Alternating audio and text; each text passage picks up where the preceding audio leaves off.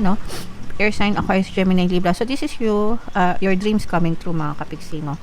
So, ito yung sinasabi natin kanina na, ano ba yung, yeah. Ito, take action, mga kapiksi. Kailangan yung kumilos, no?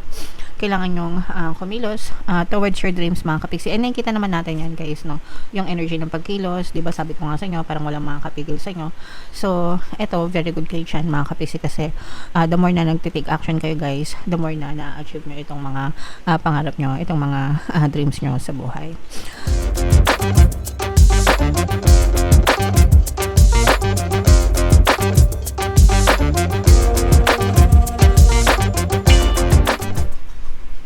Hello guys, hello Leo, welcome back to Pinoy Pixie Tarot. Ang pamagat ng episode natin for tonight is monthly Taroscope para ngayong October para sa Leo, Sun, Moon, Rising Sign and Venus.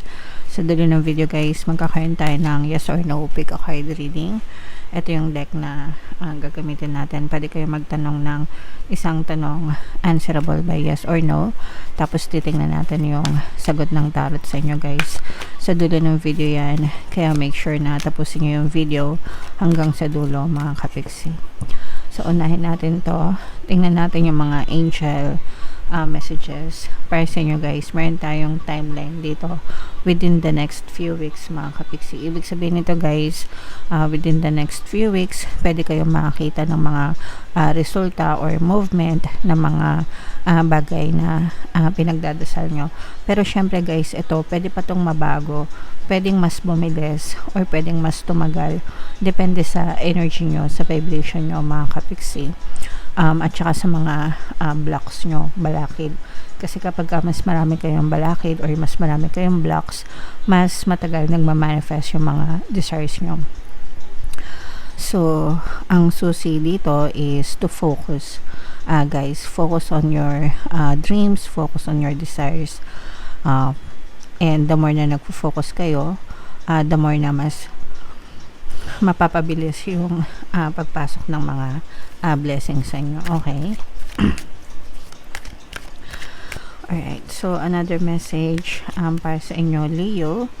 It's up to you, mga kapiksi. Kung meron kayong kailangan pagdesisyonan sa buhay, guys, it's okay na magtanong, mag-ask ng suggestions or recommendations from other people, but at the end of the day guys, kayo pa rin yung masusunod kung ano yung gusto nyo, kung ano yung komportable kayo, mga kapiksi. So yeah, as long as komportable kayo guys, then okay lang yan. Okay.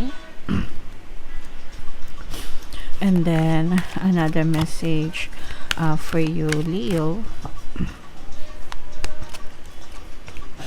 So, meron tayong take action, mga kapiksi. So, ito, this is part of co-creation, guys, no? Kailangan talaga nagti-take action tayo. So, syempre, una, nagdadasal tayo.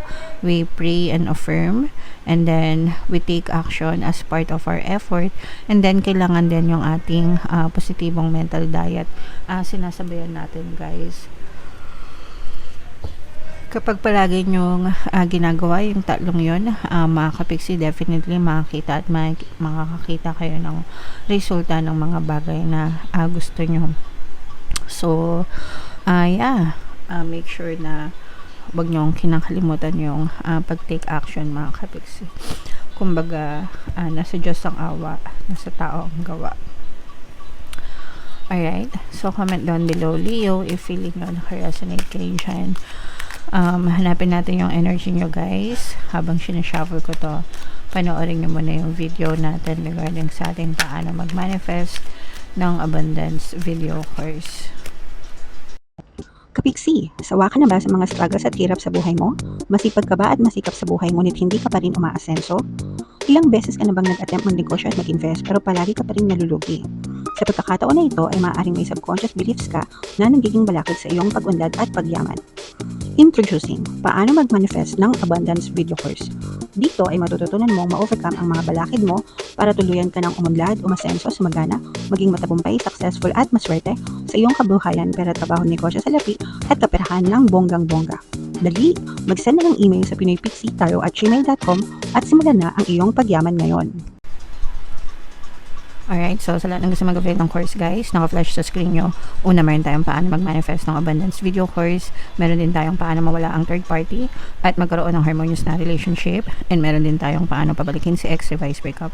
Sa mga interesado guys, mag-send lang kayo ng email sa pinaypixietarot@gmail.com. So, Leo guys, kayo ay represent ng Queen of Wands sa ating spread mga kapixie. Latag natin yung spread nyo guys. And sa mga naghahanap ng mga pampaswerte na lucky charms or lucky bracelet, may mga items guys na makikita kayo sa description box nitong video. So, i-check nyo lang yung mga items doon guys. Ito yung sample. Ito yung aventurine. Sorry, baliktad. Ito yung aventurine. Ito yung citrine mga kapixie. So, this is both negative and positive mga kapixie. Sa negative guys, nakakita tayo ng medyo pambubuli, no? Yung iba sa inyo, nahihirapan kayo sa workplace nyo, sa trabaho nyo mga kapixie, kasi yung iba sa inyo, parang nabibigtima kayo ng pambubuli this is somebody na mas higher sa inyo mga kapixie. So, pwedeng ibig sabihin ng higher, mas mataas ang posisyon lalo na sa trabaho guys. So pwedeng boss mo, manager, supervisor, or colleague mo, kasamaan mo sa trabaho pero it's mas mataas yung posisyon niya sa'yo o kaya naman parang mas nauna siya sa company. So parang medyo pinahihirapan kayo nito, especially guys kung nasa ibang bansa kayo. Yung iba nakaka-experience din ng parang racial discrimination.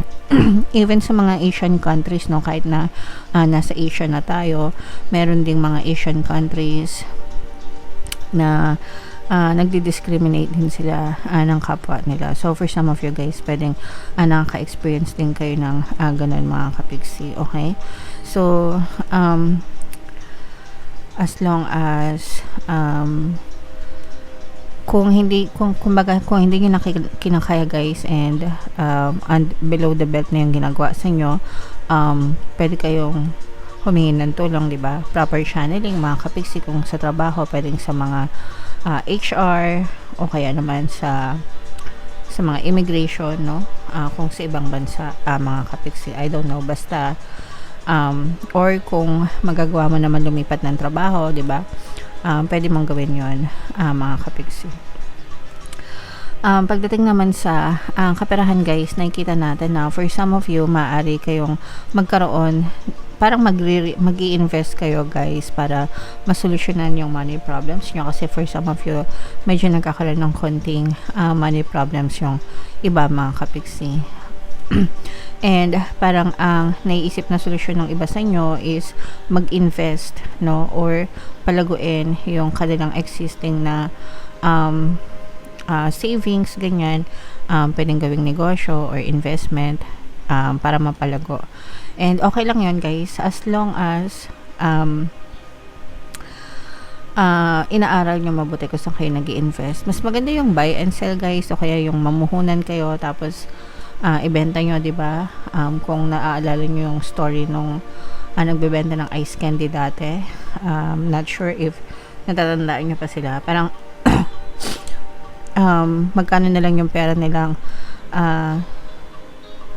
dati. I think parang mga 20 pesos niya. Ang ginawa niya na ice candy. Tapos binenta niya, tapos nung nakabenta siya, gawa ulit siya, tapos benta ulit hanggang sa napalago yung kanyang ice candy business. So ibig ko sabihin mga kapixie, nasa sa atin, no, how we can make things work kahit na walang-wala na tayo mga kapixie. So for some of you, parang ganun yung gagawin nyo guys, kahit walang-wala na kayo, parang makakaisip pa rin kayo ng paraan para mapalago nyo yung inyong existing na kaperahan or existing na savings mga kapixie. And nakikita kasi natin dito guys na super sipag nyo mga kapixie. So kumbaga kahit na may mga problema yung iba sa inyo, hindi kayo nawawala ng pag-asa. Parang try until you succeed mga kapixie, and walang makakapigil sa inyo para sumakses sa buhay guys. So ganitong klaseng energy yung gusto natin mga kapixie, para talagang maabot natin yung mga pangarap natin. Okay? Yung iba sa inyo guys, magkakaroon kayo ng bisita.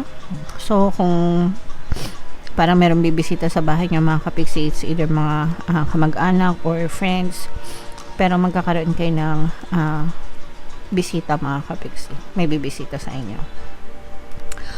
So, what else guys? Tingnan pa natin. So, meron dito presence ng air sign. Ayan no, air sign, Aquarius, Gemini, Libra. So, this is you, your dreams coming true mga kapiksi, no? So, ito yung sinasabi natin kanina na, ano ba yung, yeah. Ito, take action mga kapiksi. Kailangan yung kumilos, no? Kailangan yung kumilos towards your dreams mga kapiksi. And nakikita naman natin yan guys, no? Yung energy ng pagkilos, diba sabi ko nga sa inyo, parang walang makakapigil sa inyo.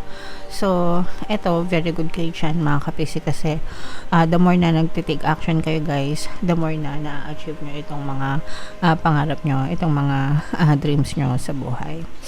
So, isa ito sa key factor guys kung bakit na aabot nyo yung mga ambisyon nyo. And for some of you, may mga good news din na maaari kayong matanggap mga kapiksi tungkol sa kaperahan, or kung ito man yung pinagdarasal mo or pinapangarap mo, but definitely you will receive some good news about money mga kapiksi. Alright? So, ito guys, i-mind nyo na itong mga dreams coming true na to, mga answered prayers kasi ito, mga kapiksi. Okay? At saka yung sinabi ko kanina na for some of you, mapapalago nyo yung mga natitira nyong kaperahan guys. So, i-mind nyo na rin yan sa comment section. Okay?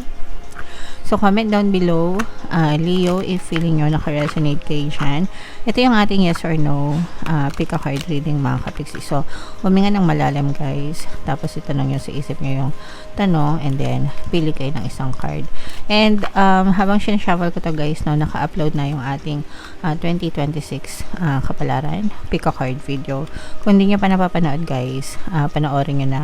Punta lang kayo sa homepage guys. Sorry, ouch. So again guys, hinga ng malalim, itanong sa isip yung tanong, pili ng isang card guys. Ito yung card 1, card 2, card 3. Kung card 1 ang napili nyo, ang sagot sa tanong nyo ay yes. Kung card 2 ang napili nyo, ang sagot sa tanong nyo ay yes. And kung card 3 naman ang napili nyo, ang sagot sa tanong nyo ay yes mga kapiksi. Alright? So, comment down below if naka-resonate kayo. Ito yung ating 2026 kapalaran guys. Panoorin nyo na. Ito naman yung ating success stories ng paano mag-manifest ng abundance video course. Thank you for liking, sharing, and subscribing. See you next time. I love you all. Have a nice day. Bye-bye.